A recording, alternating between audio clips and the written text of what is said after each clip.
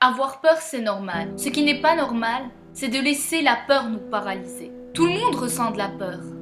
Chaque personne qui s'aventure dans quelque chose de nouveau, chaque personne qui sort de sa zone de confort a forcément peur.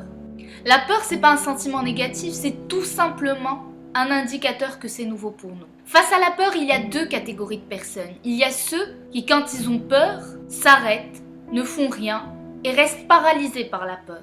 Il y a ceux devant la peur se disent « Ok, j'ai peur, donc c'est inconfortable pour moi.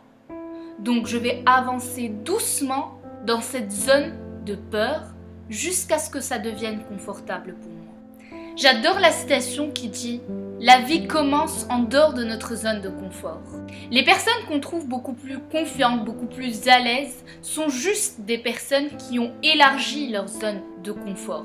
Tout simplement, c'est devenu plus confortable pour eux de faire des choses qui sont inconfortables pour nous pour l'instant. Parce qu'ils ont agi, ils n'ont pas laissé la peur les paralyser. La peur, c'est normal, il ne faut jamais oublier ça. Parce qu'il y a beaucoup de gens qui veulent éviter la peur, mais la peur ne s'évite pas, c'est un sentiment qui s'impose à nous quand c'est inconfortable pour nous. Et là, je vais vous parler d'une des situations les plus récentes où j'ai ressenti de la peur. Et vraiment, j'avais vraiment peur. Avec tous les outils que je connais sur le développement personnel, avec toutes les astuces qu'on peut avoir sur comment gérer notre peur, mais avec ça, j'avais peur. Et c'est quand j'ai décidé de reprendre mes études de médecine, la rentrée dernière, j'étais tétanisée au vrai sens du terme. J'avais vraiment peur. Peur d'échouer après plusieurs échecs et après beaucoup de coupures. J'avais peur de ce qu'allaient dire les autres si je ne réussissais pas encore une fois. Et j'avais vraiment peur de ne plus avoir du tout confiance en moi. Déjà que je ne l'avais plus dans les études, j'avais encore plus peur d'échouer encore une fois et que ma confiance en moi-même diminue encore plus. Alors avec ça, je devais affronter ma peur et je devais reprendre mes études. Le premier challenge que je devais relever, c'était valider mon premier semestre. Et je ne vous raconte pas comment le premier semestre s'est déroulé. Tellement de doutes, tellement de peur, tellement d'incertitude que je réussisse parce que je ne connaissais plus la méthode de travail après tellement de coupures.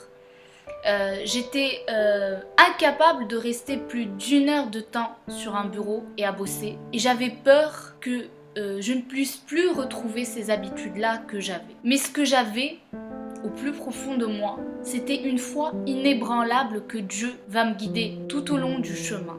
Certes, j'avais peur de ne pas réussir, mais j'avais surtout foi que Dieu allait me guider, que Dieu allait montrer le chemin. Et c'est ce qui s'est passé. Bien que j'avais peur et j'avançais tout doucement, Dieu a mis les bonnes personnes sur mon chemin pour m'aider à connaître la méthode de travail.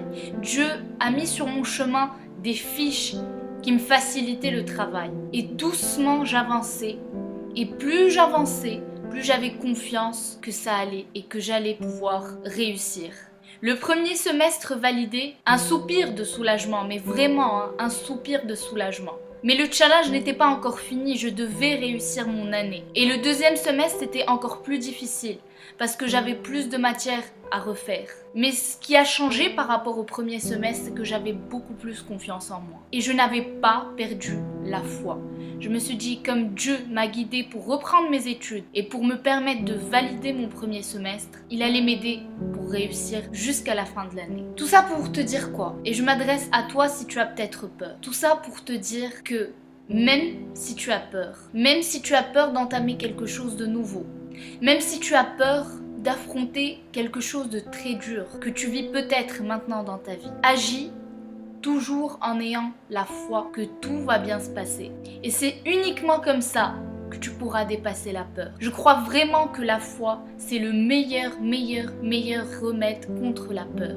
Donc n'arrête jamais d'avoir la foi en la vie, en Dieu, en une puissance beaucoup plus supérieure que toi qui va t'aider à dépasser les challenges de la vie.